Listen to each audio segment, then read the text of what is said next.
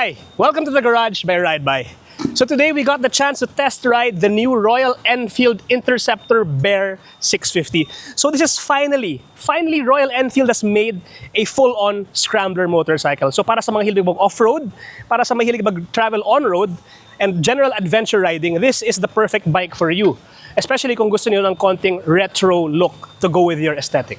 So at the heart of the Royal Enfield Bear 650 is the tried and tested 648cc air and oil cooled parallel twin cylinder engine. So this engine has a 270-degree crankshaft orientation, so you get that nice pulsy feeling na parang siyang 90-degree V-twin. This engine produces 47 horsepower and 56 Newton meters of torque. So just enough power for spirited drives on the road, but a lot of torque to power you through off-road terrain. So what makes a scrambler a scrambler? So essentially, ang scrambler ay a road bike with jacked-up suspension.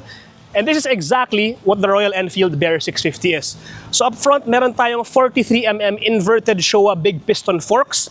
So kita niyo, mas malaki ang travel niya compared to the Interceptor 650. Now moving on to the back, we have the same hardware here, the same swing arm, but we get a bit longer suspension travel.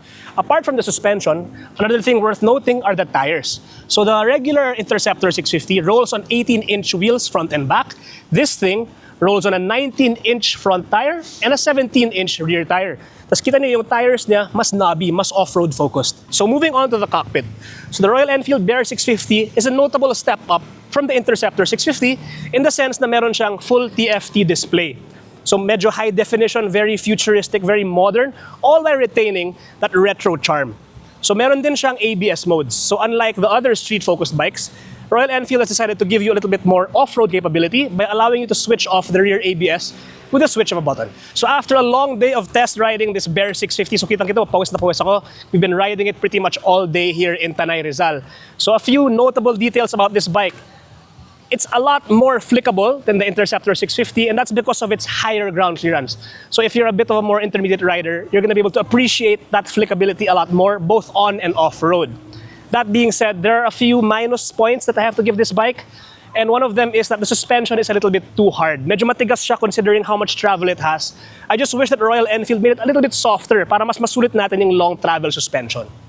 Alright, so that concludes our first ride review of the new Royal Enfield Interceptor Bear 650.